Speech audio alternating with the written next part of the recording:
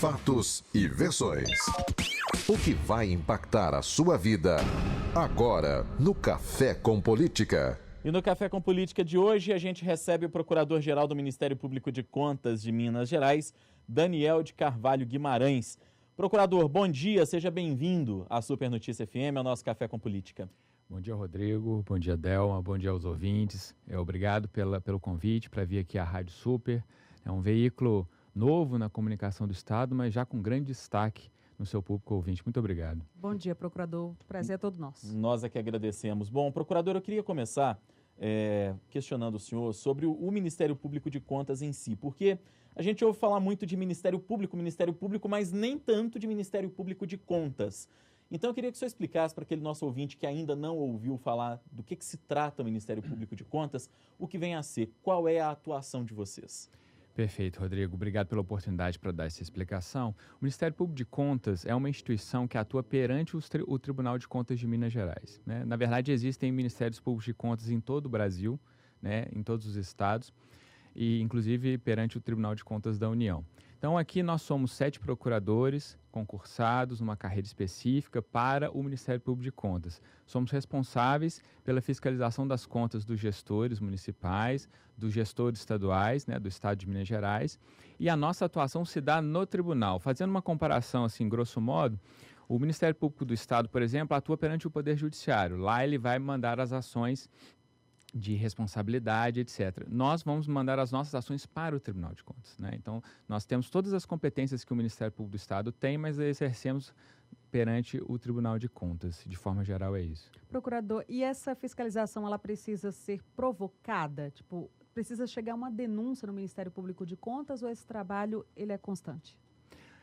Delma, é possível que a gente pode agir de ofício, né? Nós descobrimos as irregularidades e vamos atrás, mas o papel do controle social, das denúncias que chegam, é fundamental, né? Nós recebemos muitas denúncias já, temos vários canais, a gente recebe pela internet, pelo site, por e-mail, por denúncias, podem ser inclusive denúncias anônimas, né? Vamos apurar essas denúncias, os fatos que foram denunciados, e aí sim, abriremos uma investigação, faremos a nossa ação perante o tribunal, se for necessário, caso o gestor realmente tenha praticado algum ilícito. Podemos também chamar o gestor para lidar com aquele problema, para ver se a gente consegue resolvê-lo sem o ajustamento de uma ação, é o que a gente chama, por exemplo, de um termo de ajustamento de conduta, mas dependemos muito também desse acompanhamento do controle social. Na verdade, a sociedade é uma grande aliada do Ministério Público. Nós estamos lá para dar voz às pessoas que conhecem os problemas, mas que muitas vezes não são ouvidas.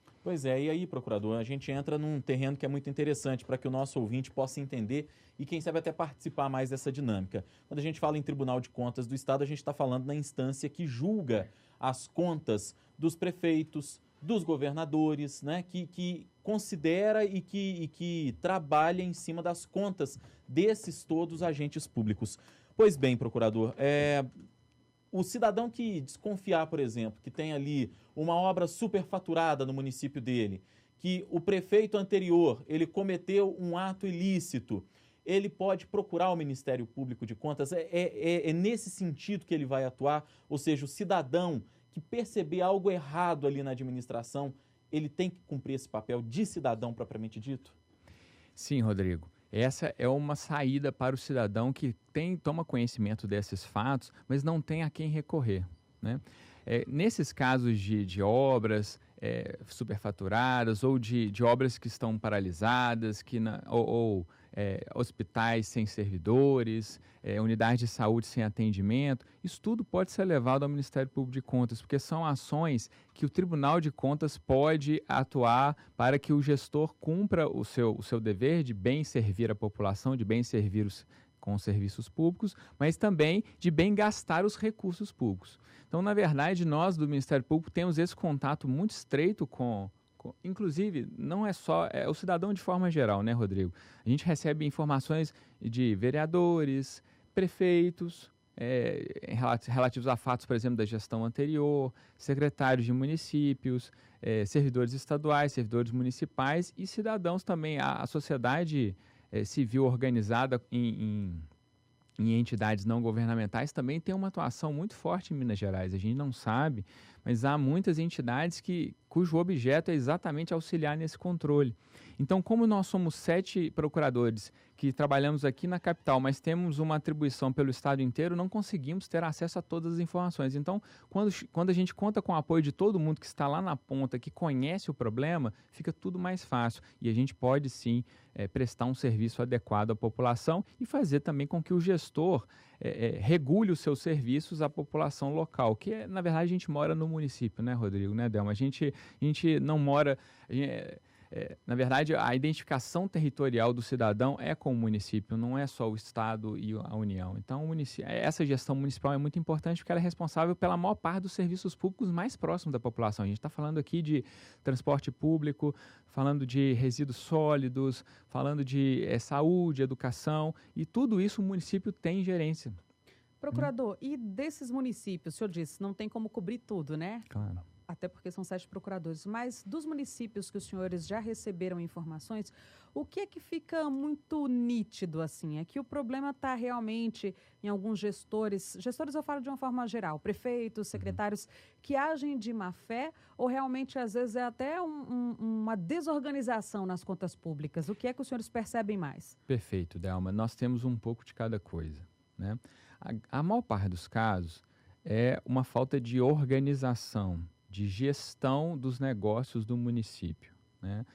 Os gestores, às vezes, quando eleitos, não têm capacidade ou não apresentam uma equipe com capacidade para bem organizar, porque ser prefeito, ser gestor público não é simples, não é uma tarefa simples. Não estou dizendo que a pessoa tem que ter graduação, mestrado, doutorado para fazer a gestão, não é isso, mas ela tem que ter conhecimento mínimo das leis que ela deve obedecer, né? E nesse ponto, o Ministério Público de Contas e o Tribunal têm uma função interessante de orientação dos gestores sobre o que pode fazer e o que não pode fazer. É uma atuação preventiva, né? Mas nós também temos os casos de ilicitudes, de gestores de má-fé. E para esses, infelizmente, resta a saída da sanção, para que possam se enquadrar, mudar o comportamento, né? E, eventualmente, até serem... julgados pela própria população que os elegeu, quando for um mandato eletivo de um prefeito, de um vereador, etc., para que não se repitam esses atos. Seja ele mesmo, num novo mandato, e conserte os seus feitos, seja um outro gestor que seja eleito no seu lugar. Nós estamos conversando nesta manhã com o Procurador-Geral do Ministério Público de Contas de Minas Gerais, Daniel de Carvalho Guimarães. Procurador, o senhor está relatando aí que a maioria dos casos de problemas em contas municipais acontece não necessariamente por corrupção, mas por falta de gestão nas prefeituras, por falta de conhecimento. Esse problema ele é mais evidente nos pequenos municípios, eu imagino, né?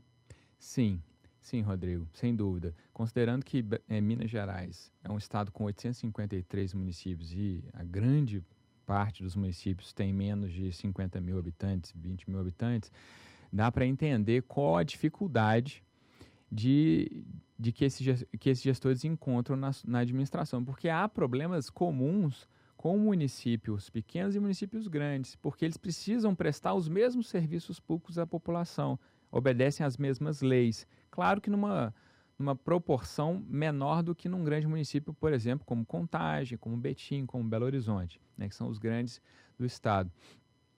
Mas técnicas de gestão, Rodrigo, de boa gestão, não são necessariamente sofisticadas. Não é isso. Você tem como estabelecer divisão de tarefas na prefeitura, colocar uma equipe adequada com um conhecimento técnico razoável para conseguir ajudar o prefeito ou os vereadores a administrar e, principalmente, Delma e Rodrigo, estabelecer uma memória de servidores públicos capacitados. Isso é muito importante, porque, infelizmente, em alguns municípios menores, não há a efetivação de servidores. Os servidores normalmente são nomeados pelos prefeitos do governo e você não tem um corpo técnico, um corpo que conhece a situação do município. Nem um trabalho que tenha sequência também, né? Perfeito, esse é um outro detalhe. Então você tem esse problema dos servidores que não tem continuidade, né, que é um servidor contratado por concurso público, que conhece a história do município, que não está atrelado a uma gestão, né, a um governo.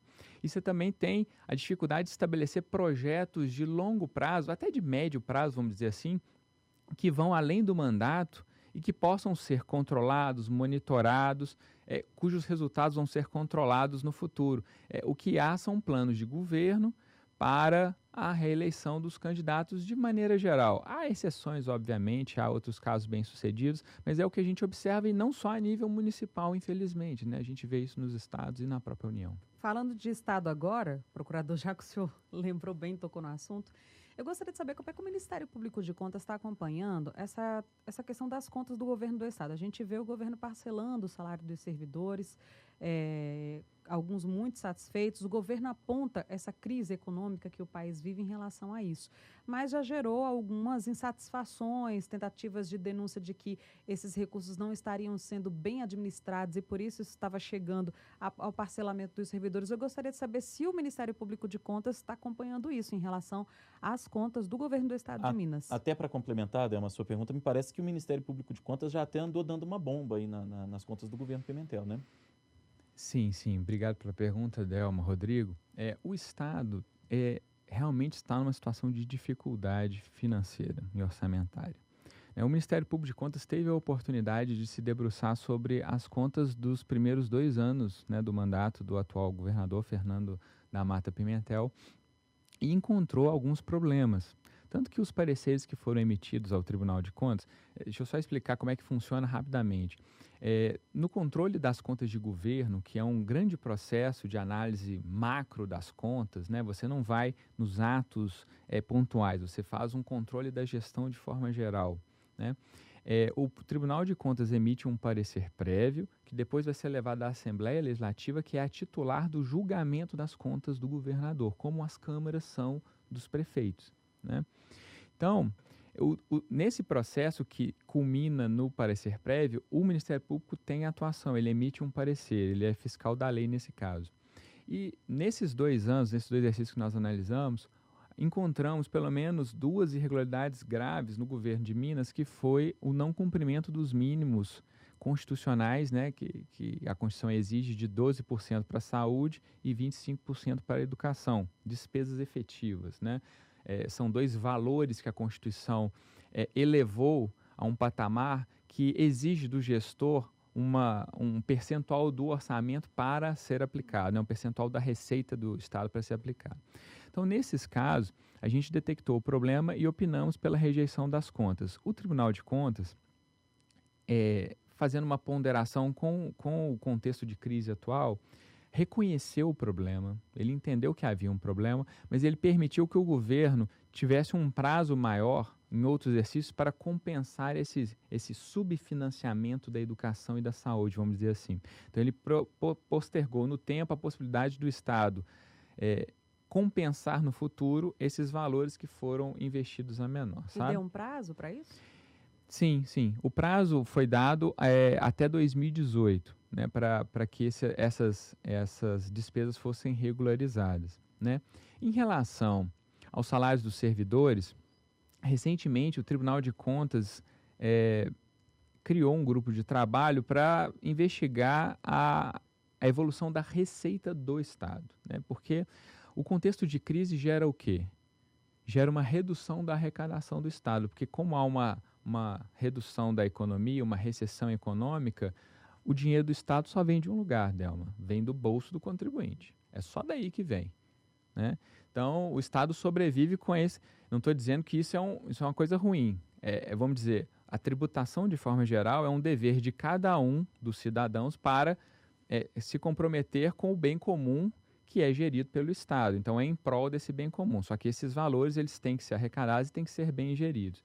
O que aconteceu com o Estado, e eu não tenho esse diagnóstico ainda, é se realmente as receitas estaduais têm reduzido, elas tiveram uma retração nos primeiros anos do governo Pimentel. Isso é fato e já está documentado pelo Tribunal de Contas e pela Secretaria da Fazenda. Mas não se sabe ao certo como anda a evolução dessa receita no ano de 2017, até por conta de um refis que o Estado fez recentemente. O refis é um programa de recuperação fiscal que estimula as pessoas a pagarem os seus débitos com alguns benefícios, redução de multas, de juros, etc., e que promove normalmente, e que é utilizado normalmente para incrementar a arrecadação. Tá? Eu sei que nos anos anteriores o Estado utilizou de um expediente que o MP fez duras críticas, que foi a questão dos depósitos judiciais. O Estado utilizou valores que estavam depositados judicialmente, que eram referentes a processos envolvendo particulares, né, uma pessoa contra outra, e aí depositava uma dívida lá em juízo para esperar a decisão judicial. O Estado, por meio de uma lei, acabou se apropriando desses valores para quê? Para compensar a redução dessa arrecadação. Então, ela utilizou todos aqueles recursos de depósito judicial naquele momento, né, em 2015 e 2016, e estabeleceu uma receita artificial, porque essa receita não se repete. Né? Então, qual é a receita que o Estado tem todo o exercício? São as receitas decorrentes dos impostos. Se há uma retração econômica, naturalmente há uma retração da arrecadação. Mas nesse ano, a gente tem que investigar se realmente houve essa retração, né, da receita, e isso vai ser analisado melhor, Delma, ao longo do exercício. Né, hoje nós temos um processo de análise de contas do governo do Estado, que está sobre a relatoria do conselheiro do Tribunal, Sebastião Elvésio, que faz um controle par e passo. Ele instalou essa nova metodologia de controle, porque o julgamento só vai acontecer ano que vem, quando fechar o exercício e a gente descobrir o que teve de arrecadação e o que teve de despesa no total. Para a gente só prestar um serviço no final da entrevista, rapidamente, procurador, aquele cidadão que quiser se comunicar com o Ministério Público de Contas, como é que ele deve fazer? Perfeito, Rodrigo. Qualquer forma é possível. Né? A forma mais simples, a gente tem no nosso site, que é o www.mpc.mg.gov.br. Nós temos lá no final um e-mail, que é um faleconosco@mpc.mg.gov.br. Então, qualquer cidadão pode enviar notícias de alguma irregularidade que tenha percebido, alguma coisa que o aflige. Certamente vamos verificar se aquilo que o cidadão nos trouxe é de nossa atribuição. Se não for, enviaremos para o órgão competente para auxiliar o cidadão.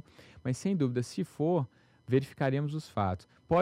Podemos também receber por escrito, documentos, se o cidadão tiver. Podemos receber também denúncias anônimas, não há nenhum problema nisso. Nós temos muita responsabilidade, Rodrigo, na hora de apurar essas denúncias, porque sabemos a sensibilidade que há no exercício de um mandato eletivo. Né? Não podemos denegrir uma reputação com base numa denúncia não apurada, anônima, sem nenhum compromisso. O Ministério Público de Contas não compactua com isso. Mas para permitir o cidadão que tem um certo temor, né, de fazer a denúncia, e a gente precisa dessas informações, a gente recebe sem nenhum problema denúncias anônimas, mas faremos a apuração devida lá. Então, o MPC, Rodrigo e Delma, está de portas abertas para receber os cidadãos, quaisquer que sejam, servidores públicos ou não, autoridades ou não, para que a gente possa, juntos, o controle do MPC e o controle social, agirmos contra os chamados malfeitos da administração pública. Procurador-Geral